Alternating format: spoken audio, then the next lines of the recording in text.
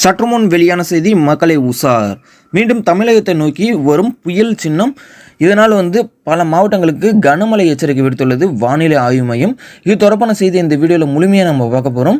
அதனால் ஸ்கிப் பண்ணாமல் முழுசாக பாருங்கள். உங்களுக்கு கனமழை எச்சரிக்கை மற்றும் முக்கிய செய்திகளுக்கு நம்மளோட சேனலை மறக்காமல் சப்ஸ்கிரைப் பண்ணி வச்சுங்க. கூடவே இருக்கிற பெல் ஐக்கானை கிளிக் பண்ணி வச்சுங்க.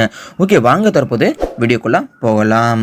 வங்கக்கடலில் நிலவிய புயல் சின்னம் ஆந்திர கடற்கரையை நோக்கி நகர்ந்து கடலிலேயே வலுவிழுக்கும் என்று எதிர்பார்க்கப்பட்ட நிலையில் இந்த புயல் சின்னம் வலுவிழுந்து மீண்டும் தமிழக கடற்கரையை நோக்கி திரும்ப உள்ளதாக சென்னை வானிலை ஆய்வு மையம் சற்று முன் தெரிவித்துள்ளனர்.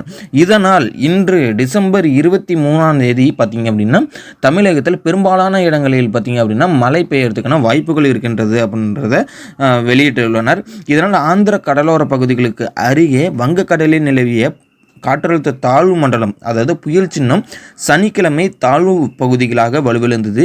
இது மீண்டும் தமிழகத்தை நோக்கி டிசம்பர் 24 சென்னைக்கு கிழக்கே நிலவும் என எதிர்பார்க்கப்படுகிறது. இதன் காரணமாக தமிழகம், புதுச்சேரி மற்றும் காரைக்கால் பகுதிகளில் ஓரிரு இடங்களில் திங்கட்கிழமை, அதாவது டிசம்பர் 23 இன்று முதல் டிசம்பர் 28 வரை மிதமான மழை பெய்ய வாய்ப்புள்ளதாக சென்னை வானிலை ஆய்வு மையம் தெரிவித்துள்ளது. மேலும் டிசம்பர் 24 மற்றும் 25 தேதிகளில் விழுப்புரம், கடலூர், செங்கல்பட்டு ஆகிய மாவட்டங்களில் புதுச்சேரியிலும் கனமழை பெய்ய வாய்ப்புள்ளது.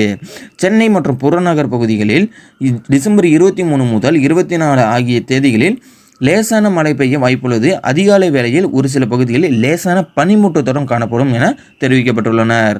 மழை அளவை பொறுத்தளவுக்கு தமிழகத்தில் ஞாயிற்றுக்கிழமை காலை வரை அதிகபட்சமாக கிருஷ்ணகிரி மாவட்டம் போச்சம்பள்ளியில் 80 மில்லிமீட்டர் மழை பதிவானது.